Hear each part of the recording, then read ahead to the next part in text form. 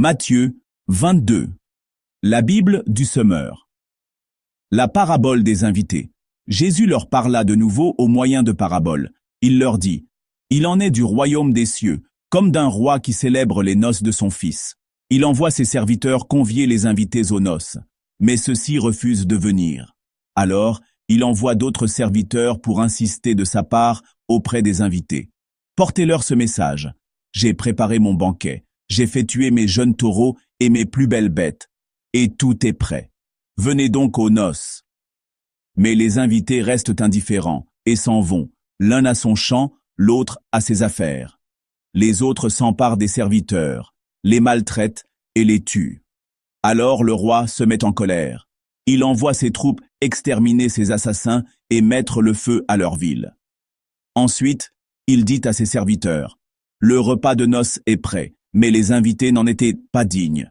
Allez donc au carrefour des chemins et invitez au festin tous ceux que vous trouverez. » Alors les serviteurs s'en vont par les routes et rassemblent tous ceux qu'ils rencontrent, méchants et bons, de sorte que la salle des noces se remplit de monde.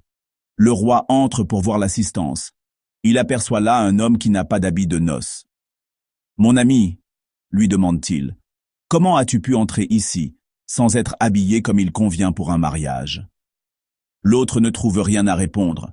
Alors le roi dit aux serviteurs, « Prenez-le et jetez-le, pieds et poings liés, dans les ténèbres du dehors, où il y a des pleurs et d'amers regrets. Car beaucoup sont invités, mais les élus sont peu nombreux. » Controverse sur l'impôt dû à César.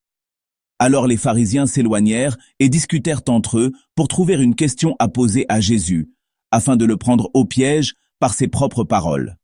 Ils lui envoyèrent donc quelques-uns de leurs disciples, accompagnés de gens du parti d'Hérode. Ces émissaires lui dirent, « Maître, nous savons que tu dis la vérité et que tu enseignes en toute vérité la voie à suivre selon Dieu. Tu ne te laisses influencer par personne, car tu ne regardes pas à la position sociale des gens. Dis-nous donc ce que tu penses de ceci. A-t-on, oui ou non, le droit de payer des impôts à César ?» Mais Jésus, connaissant leurs mauvaises intentions, leur répondit, « Hypocrite, pourquoi me tendez-vous un piège? Montrez-moi une pièce qui sert à payer cet impôt. » Ils lui présentèrent une pièce d'argent. Alors il leur demanda, « Cette effigie et cette inscription, de qui sont-elles? De César. » Jésus leur dit alors, « Rendez donc à César ce qui revient à César, et à Dieu ce qui revient à Dieu. » En entendant cette réponse, ils en restèrent tout déconcertés. Ils le laissèrent donc et se retirèrent. Controverse sur la résurrection. Ce même jour, des Sadducéens vinrent le trouver. Ils prétendent que les morts ne ressuscitent pas. Ils lui posèrent la question suivante. « Maître, Moïse a donné cet ordre. Si quelqu'un meurt sans avoir d'enfant, son frère devra épouser sa veuve, pour donner une descendance au défunt. Or, il y avait parmi nous 7 frères. L'aîné s'est marié, et il est mort sans avoir de descendants. Il a donc laissé sa veuve à son frère. Il est arrivé la même chose au 2e frère, puis au 3e, et ainsi de suite jusqu'au 7e. En fin de compte, la femme est décédée elle aussi. À la résurrection, duquel des 7 frères sera-t-elle la femme?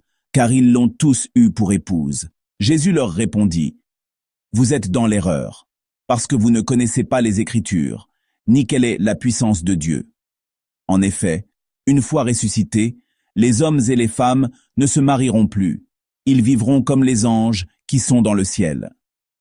Quant à la résurrection des morts, n'avez-vous donc jamais lu ce que Dieu vous a déclaré? Je suis le Dieu d'Abraham, le Dieu d'Isaac, le Dieu de Jacob. Dieu n'est pas le Dieu des morts, mais le Dieu des vivants. » Les foules qui entendaient ces réponses étaient profondément impressionnées par son enseignement. Le plus grand commandement. En apprenant que Jésus avait réduit au silence les Sadducéens, les pharisiens se réunirent. L'un d'entre eux, un enseignant de la loi, voulut lui tendre un piège. Il lui demanda, « Maître, quel est, dans la loi, le commandement le plus grand ?» Jésus lui répondit, « Tu aimeras le Seigneur, ton Dieu, de tout ton cœur, de toute ton âme et de toute ta pensée. C'est là le commandement le plus grand et le plus important. Et il y en a un second qui lui est semblable. Tu aimeras ton prochain comme toi-même. » Tout ce qu'enseignent la loi et les prophètes est contenu dans ces 2 commandements. Controverse sur l'identité du Messie. Comme les pharisiens se trouvaient rassemblés là, Jésus les interrogea à son tour. Quelle est votre opinion au sujet du Messie? D'après vous, de qui descend-il? De David, lui répondirent-ils. Alors, comment se fait-il que David, parlant sous l'inspiration de l'Esprit de Dieu, l'appelle Seigneur? En effet, il déclare, « Le Seigneur a dit à mon Seigneur, viens siéger à ma droite, jusqu'à ce que j'aie mis tes ennemis à terre sous tes pieds. » Si donc David l'appelle son Seigneur, comment est-il possible que le Messie soit son descendant? Nul ne fut capable de lui donner un mot de réponse, et, à partir de ce jour-là, personne n'osa plus lui poser de questions.